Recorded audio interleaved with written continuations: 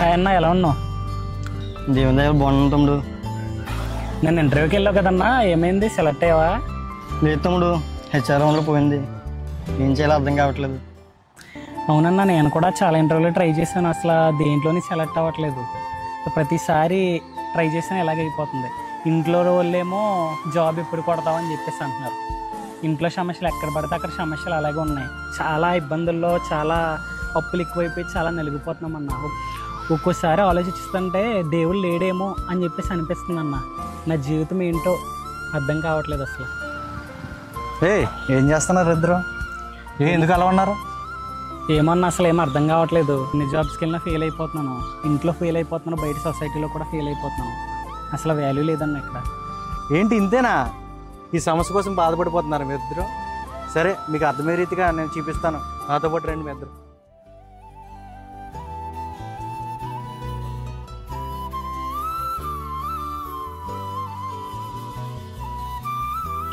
మీకోసం ఒకటి తెచ్చాను, చూడండి, తీసుకోండి. తిను అన్నా. ఇది పచ్చిదన్నా, ఎలా తింటామన్నా ఇది? అయినా పర్లేదు, ఒకసారి ట్రై చేయి.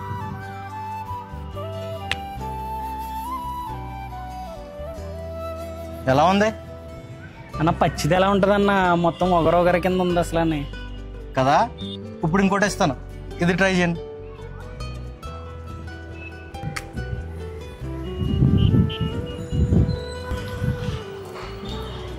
ఇప్పుడు ఇది ఎలా ఉంది? ముగ్గింది కదన్నా, చాలా బాగుంది. చూసారు కదా, పచ్చిగున్నప్పుడు దీన్ని తినలేకపోయారు. ఎప్పుడైతే ఇది ముగ్గిందో దీన్ని తినగలిగారు. దీని టేస్ట్ కూడా చాలా బాగుంది. ఈ పచ్చిదాని నుంచి ముగ్గడానికి కొంత టైం పడుతుంది కదా, అలాగే మన జీవితంలో కూడా కొంత టైం పడుతుంది. ఇది ఎప్పుడైతే పండింది మనం తింటామో ఎంత రుచిగా ఉంటుందో, మన జీవితంలో కూడా వెయిట్ చేసే కొద్ది మన జీవితం కూడా అంతే రమ్యంగా మారుతుంది.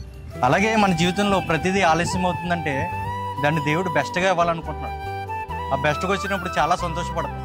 అప్పటి వరకు నువ్వు కూడా వేచి ఉండాలి. ఈ పండుని చూడండి, ఇది ముగ్గిన తర్వాత ఎంత తీయగా ఉందో, అలా నీ జీవితంలో కూడా దేవుడు గొప్ప కార్యం చేస్తాడు. ఆమేన్.